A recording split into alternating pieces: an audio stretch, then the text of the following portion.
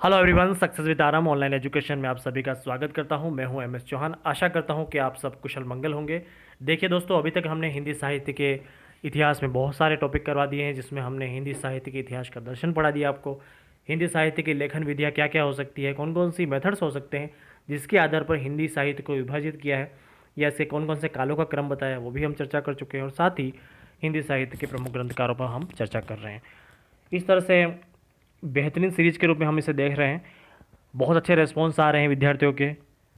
कई लोगों का कहना है कि इस सीरीज़ को बहुत अच्छे से आपके लिए प्रस्तुत किया जा रहा है। और हिंदी साहित्य जैसा बोरिंग विषय, कई लोगों को बोरिंग लगता है, लेकिन बहुत इंटरेस्टिंग विषय, लेकिन बोरिंग विषय कई विद्यार्थियों को लगता है कि उनको समझ में नहीं आता है, उनके लिए बहुत ईजी कर दिया गया है।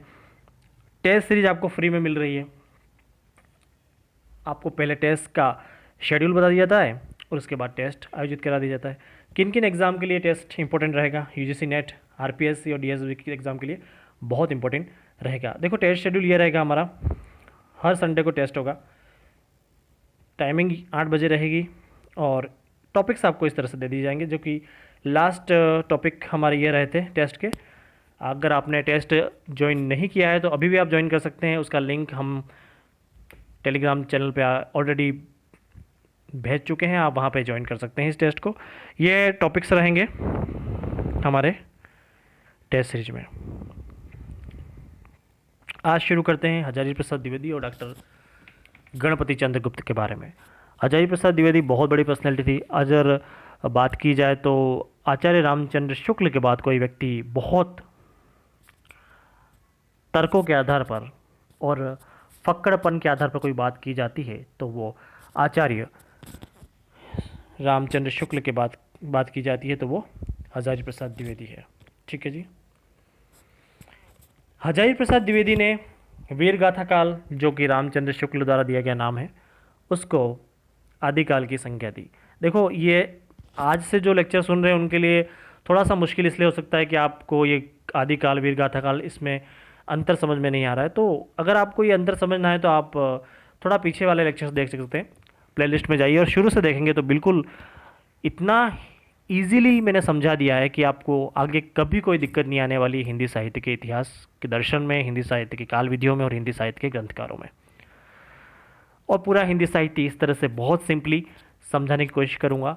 बहुत अच्छे अच्छे और आज के आधुनिक ज़माने के अनुसार जितनी बातें हो सकती है, आपके आधुनिक मेथड्स हो सकते हैं पढ़ाई की, वो पढ़ाने की कोशिश करेंगे। यहाँ पर कोई भी आपको बिल्कुल ओल्ड और पुराने स्टाइल में पढ़ाने की कोशिश नहीं की जाएगी। यहाँ पे बिंदास आप पढ़ें और यहाँ पे ऐसा प्रेजेंट किया जाएगा जिसे आप अपने घर के माहौल के अनुसार, अपने एक शानदार माहौल के अनुसार पढ़ पाएंगे।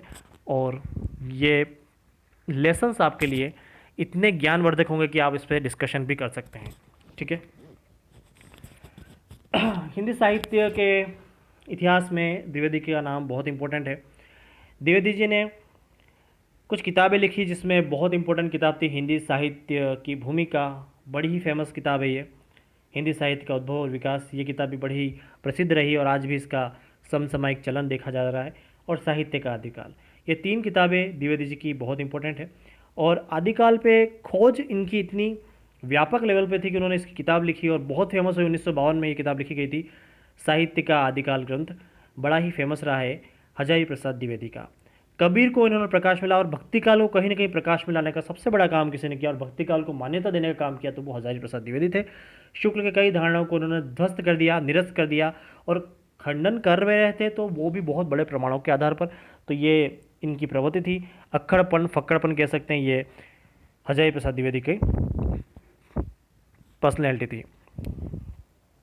कुछ ग्रंथ हैं इनके जो हम देख लेते हैं। मैं पहले बता चुका था।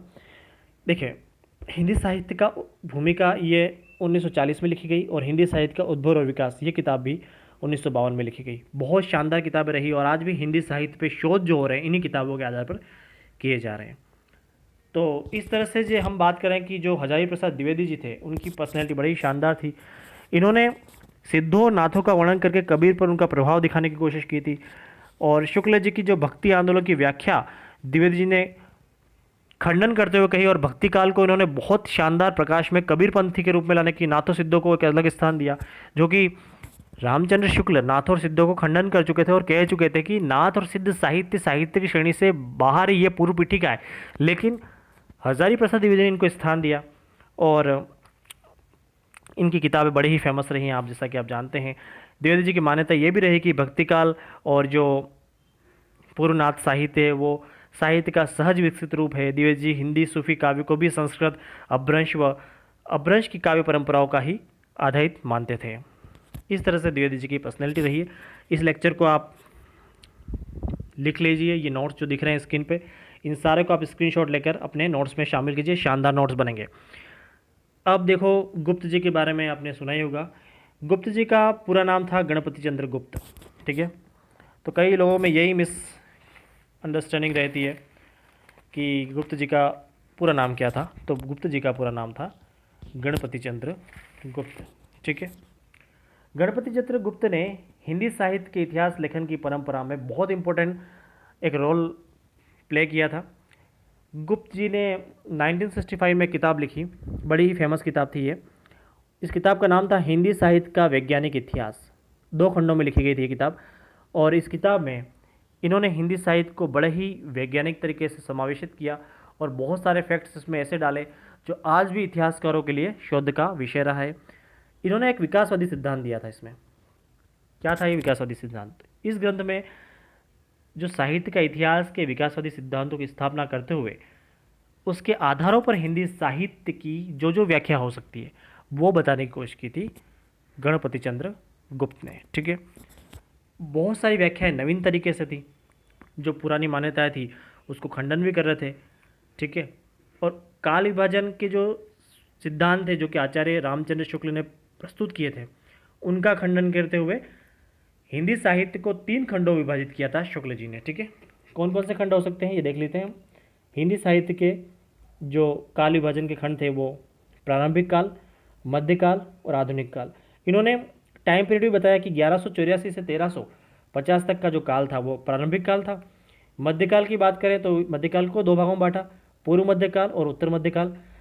पूर्व मध्यकाल को भी ये टाइम अलग अलग स्केल में बांटा कि 1350 से 1600 को टाइम था उसे पूर्व मध्यकाल नाम दिया, और 1600 से 1857 का काल था उसे उत्तर मध्यकाल के नाम से संबोधित किया, और 1857 के बाद का जो काल था उसे आधुनिक काल के रूप में संबोधित किया था गणपति चंद्र गुप्त ने, ठीक है। यहाँ तक आप समझ चुके होंगे।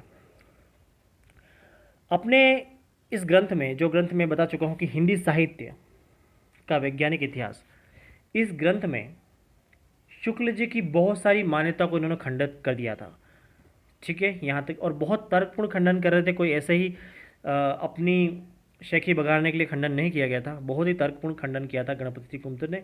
और हिंदी साहित्य में गारसदतासी की शुरुआत जो हुई थी वो इतनी परिपक्व होती गई कि गणपति चंद्र गुप्त के आते समय में अपने एक मैच्योर स्टेज पे आ गई थी। तो इस तरह से हम समझ सकते हैं, और दृष्टिकोण बहुत अलग अलग चेंज हुए, डायमेंशन चेंज हुए, और बहुत सारे लोगों की अलग अलग मान्यता रही। लेकिन मुख्यतः आप इतना मानेंगे कि काल विभाजन के लिए बहुत सारे लोगों ने प्रयास किए थे, जैसे ग्रियर्सन के अपने काल विभाजन थे, मिश्र बंधु ने अपना काल विभाजन दिया, हजारी प्रसाद द्विवेदी ने अपना दिया, गणपति चंद्र गुप्त अपना दे रहे थे।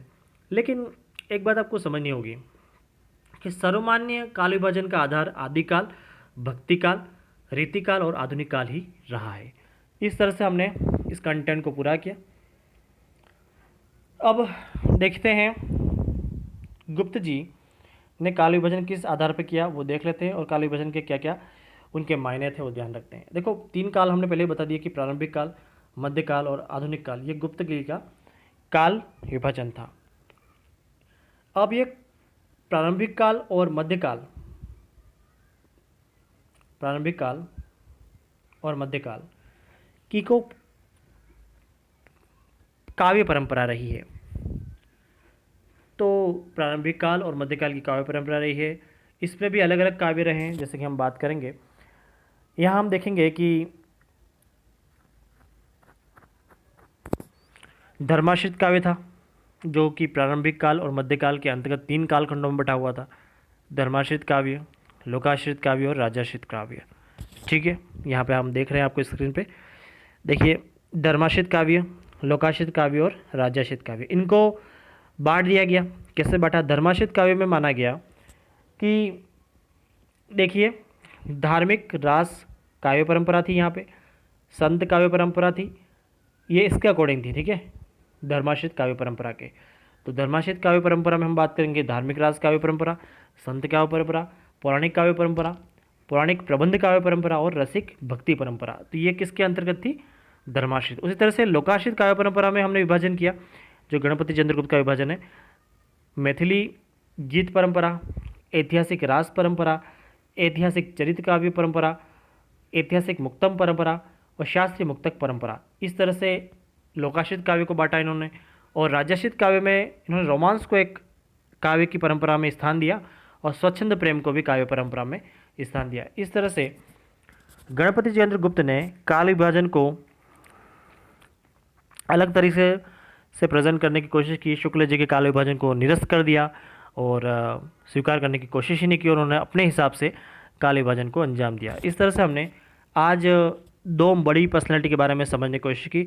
अगर आप हमारे इस लेक्चर का PDF चाहते हैं तो हमारा ये टेलीग्राम चैनल है, इस पर जाके इसको सब्सक्राइब कर लीजिए। यहाँ पे सारे लेक्चर की टेस्ट सीरीज आपको मिलेगी और यहाँ पर टेस्ट सीरीज भी आप यहीं टेलीग्राम चैनल के माध्यम से दे पाएंगे। तो दोस्तों आज इतना ही।